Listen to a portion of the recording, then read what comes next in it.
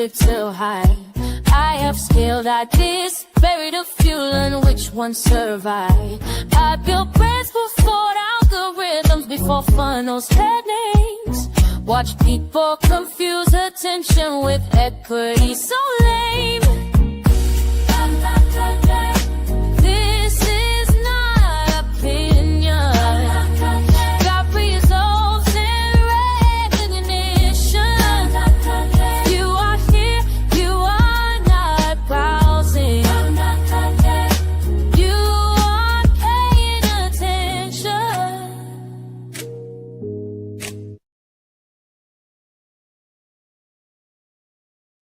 I just cannot get enough of that theme song.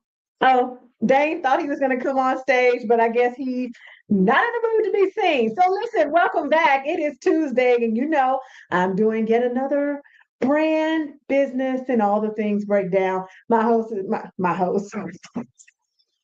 See, and I'm your host today, and we're going to talk about customer service and Uber Eats because it just has to be done.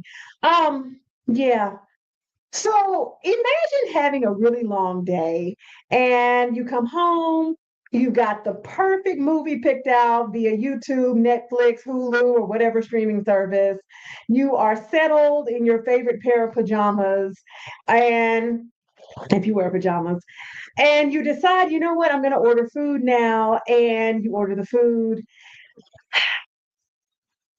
only to get that lovely photo that says, hey, your food has been delivered, and the picture is not your front door.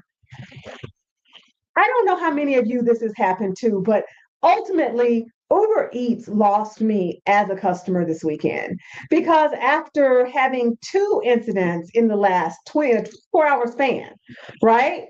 And then other incidences along the way, I just realized, you know what? I think I'm giving my money to an organization that doesn't value it. And because everything in my life is a teachable moment, I said, you know what? We've got to talk about customer service because although Uber Eats can afford to lose me as a customer, they absolutely can. They don't care. They're not going to cry. They're not going to feel any type of way.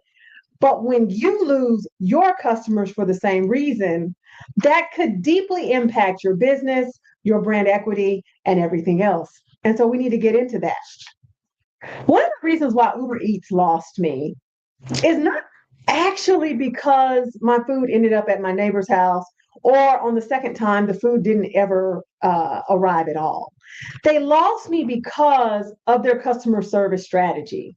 And unfortunately, for many businesses, customer service is a reactive thing. It is a call center sitting in some other country that is supposed to remedy situations as they arrive, or they are a chat also based in another company, in another country that is supposed to remedy issues as they arrive. It's very reactive. But the truth of the matter is that customer service is not a throwaway. It's not, some random department where, people just sit around waiting for problems. Customer service is a part of your business.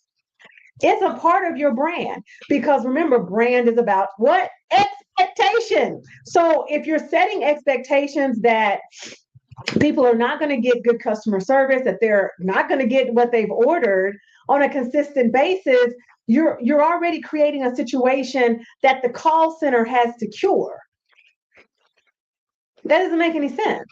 If we are more diligent as founders, as entrepreneurs, as leaders, in whom we choose, how we train, and the consequences for not meeting our standards, as long as there's some kind of standard that is set and communicated, then the odds are that the customer service that is based in an entirely different country is not going to have to bear the burden of your bad decisions. However, this is what is happening, and it happens way too often.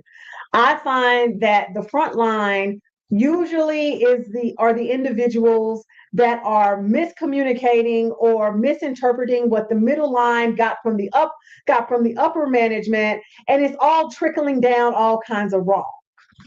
Y'all let me know what y'all think about that in the comments. And how you have had a bad customer service experience. There's not any person who has done business in the 21st century, even in the 20th century, who hasn't had a bad experience. But there was a time when customer service meant something. There was a time when people valued customers. But I see it everywhere. It's the person at the drive-through at Bahama Bucks where I'm paying, $3, $4, $5 for a snow cone, who doesn't have the comprehensive skills to know when I say I only want the juice at the top, that I meant that.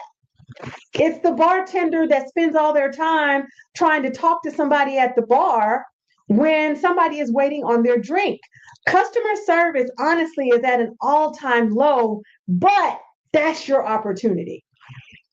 That is your opportunity, and we're going to talk more about it. So as I said before, customer service is often a reactive type of situation. It is the individuals that we send in, the team, the correspondence that we send in when something goes amiss. And I'm telling you, if you are proactive about how your customers are serviced, then that changes everything. Because in every business, I don't care what your business is. If you're beauty, if you're products, if you're fashion, if you're service, if you're coaching, every business has problems.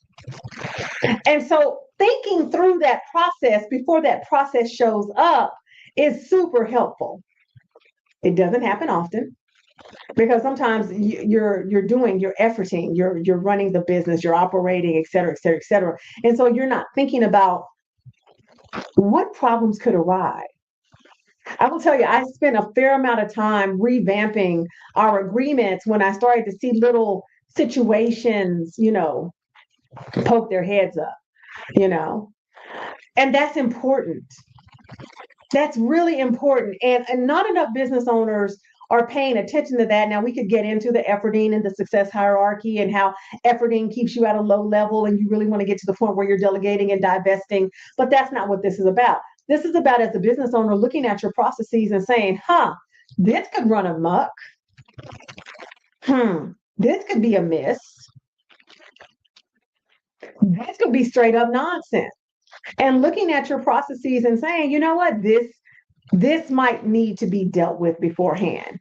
And that could be anything from putting greater signage in places. I've seen a lot of places where I guess maybe they ran out of signs when they were building the building, or they were putting in their location, and it's in a weird place, it's in a corner, but nobody has bothered to say, hey, you're almost there. Signage, communication, people. Proactive communication will save you tons and tons of dollars in the long run. See, we want processes that minimize problems, not create more problems. See, Uber Eats has a unique situation in that they are allowing everyday people to come into their ecosystem as team members, employees, et cetera, whatever you want to call them. I don't know what they call them on that side. Couriers, I think, is the name in the app. So you're letting everyday people come in with their own motivations. And I don't know what their onboarding process looks like. I know people can usually sign up from their phones. They need to upload a fair amount of information to verify their identity. I don't know what their trainings look like. I've never heard anybody that I knew was a driver or any type of courier, et cetera, affiliated with Uber Eats in any kind of way say, I've got to go to this training on customer service. I've got to do this. I've got to do that. That's the problem. And so me not getting my food is one of the lower level problems that Uber has in its ecosystem. There's problems with safety. How many headlines have you seen where somebody has filed a report against an Uber driver? There's a reason why they have all of these fail safes in their platform now, because they reactively put them in, I guess because they didn't think about the possibility that when you allow people who can merely upload anything and come onto your team to drive for you and pick up their fellow humans, oh my God, do you mean some of them might have nefarious, dare I say evil, dare I say downright just malevolent motives for doing so? Shocking. Shocking. And so to me, it kind of says to me that, their process may be a little bit contrived. They're not requiring much for you to come on board because truthfully, they need you. They need all the drivers they can get. They need all the couriers that they can get.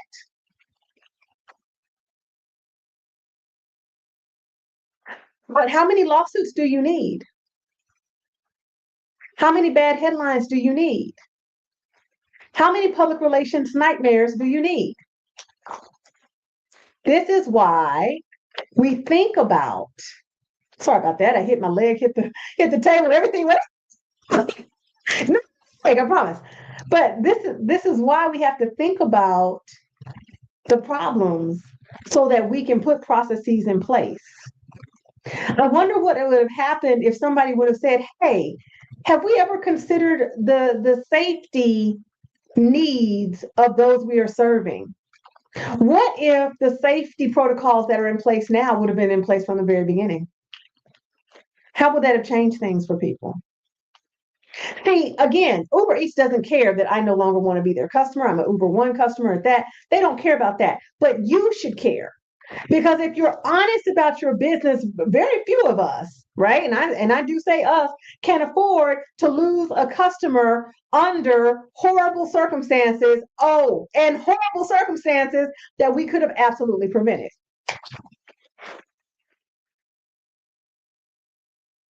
I'm just saying. And the thing that is so interesting to me is that people act like customer service and sales don't go together. Your sales will absolutely be impacted if your customer service is poor. Period. Full stop. Remember, brand is about expectation. And so if 9.8 out of 10 times you deliver poor customer service, well, that becomes your brand. That builds you not positive brand equity, but negative brand equity. That means if I come on board as your fractional, chief marketing officer or chief brand officer, that means I've got a harder road to hoe. Because negative brand equity makes everything harder. You want to know why there are other rideshare organizations popping up? Because of this. Because Uber is leaving holes in the market, Lyft leaves holes in the market. I wonder how many of their challenges could be remedied simply by two things: training and consequences. If you're picking up orders and putting them in the wrong place and not using, because here's what's so funny. The person that dropped off our order at the neighbor's house, our door is lit with the house number on it.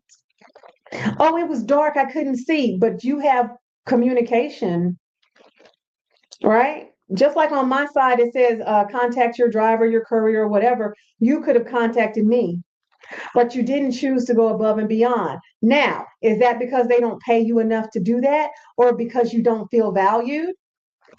So there are three things that can change the narrative: training, consequences, and culture.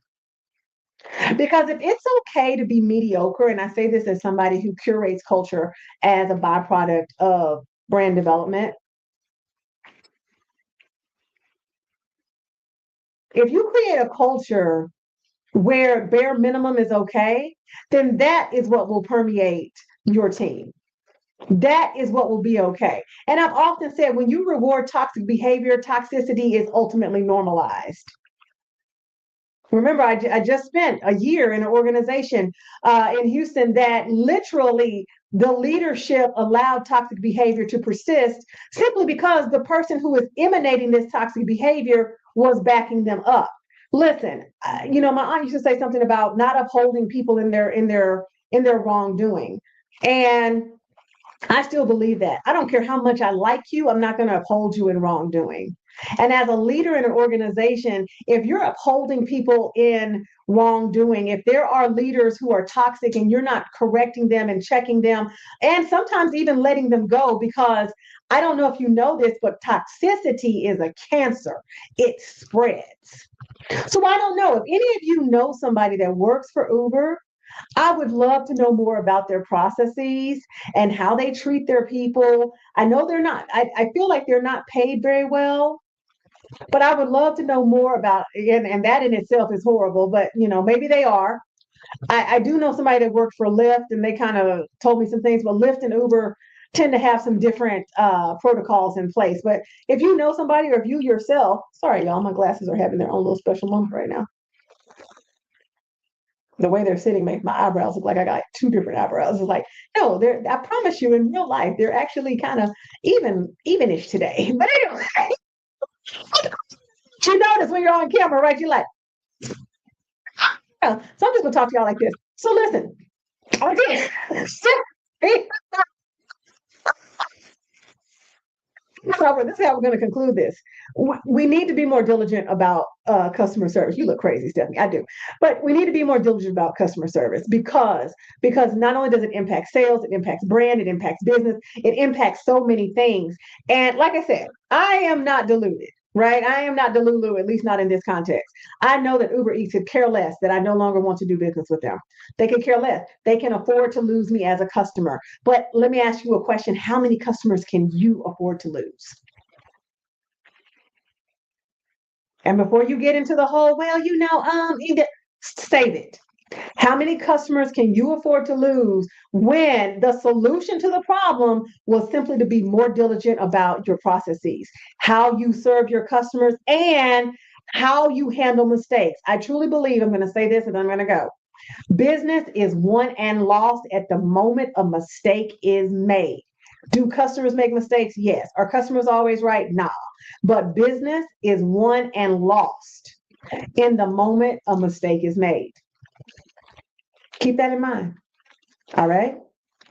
My name is Stephanie D. McKenzie. I'm a fractional brand and marketing professional. I would love to tell you more about the weird work that I do to ensure that not only do you stop working hard, but I'm not going to say that you work smart, but to help you work differently. I believe that when we work differently, we can be more efficient, more effective, generate more revenue, expand our brand. There's so many benefits to it. I would love to tell you more about it. If you'd like to know more, tell me in the comments. And I just released a coloring book. So if you're a founder, want to be a founder, used to be a founder, or just love a coloring book, drop coloring book in the comments and I'll make sure that you get it.